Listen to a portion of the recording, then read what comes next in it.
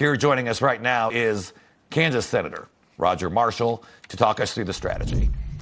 Hey there, Senator. Thank you so much for joining us this morning. So can you tell us a little bit about what was said and what was discussed in that meeting yesterday with Donald Trump? Yeah, well, good morning, everybody. I think what the most important thing to communicate to America is just the momentum that I'm feeling in that room, that just the vibe that President Trump is putting off is such a positive vibe, that he has mastered all these topics. He sat down for 2 hours. He took every question, answered every question in depth. And, the whole goal is to delivering on his agenda. I think if you would ask President Trump, he would say that he ran on the safety and security of your family, that he ran on securing the border. Yes, he talked about inflation and gas and groceries. Those are important too. But his main issue that he promised America is that he would secure the borders and make your family safe. So what we talked about is how do we get there? And yes, there's this reconciliation bill. The House has its ideas. The Senate has his ways. And the president said, and listen to all those 53 senators. And I think that we'll end up in a good spot and work on those goals. We got to stay focused on the goals. Senator, if the Laken-Riley Act, which is going to be voted on later this week, and actually you're going to break the filibuster with Democrats in support, it looks like, if that's an indication, maybe separating them with border and tax relief might get Democrat support on the good stuff, the easy stuff, and do the hard stuff, the tax stuff, separately.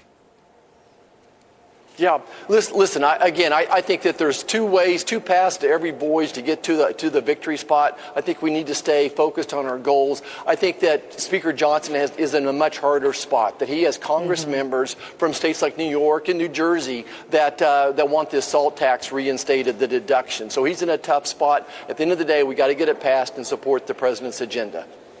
So I want to ask you about the confirmation hearings scheduled to start next week with Trump's pick for Defense Secretary Pete Hegseth set for hearings on Tuesday. Are you confident that all of Trump's nominees will be confirmed? I know some of your Democrat colleagues have been saying that they have a lot of questions for some of Trump's picks, for example, Tulsi Gabbard.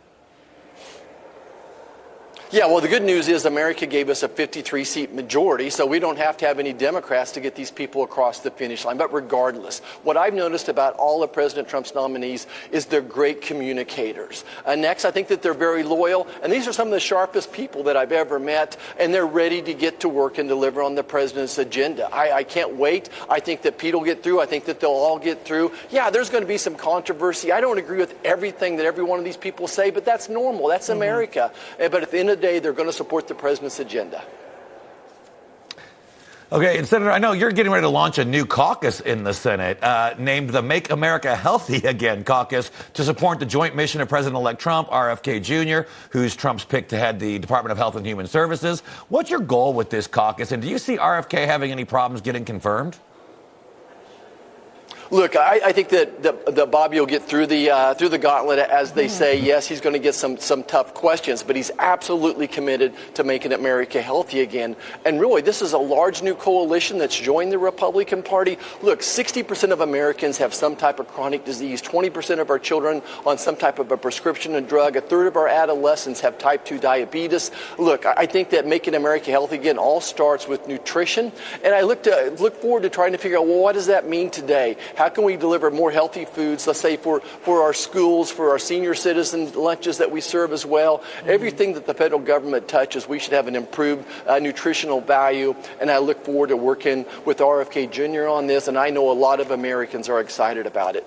Absolutely. Senator, great to have you with us this morning. Really appreciate it. Thank you.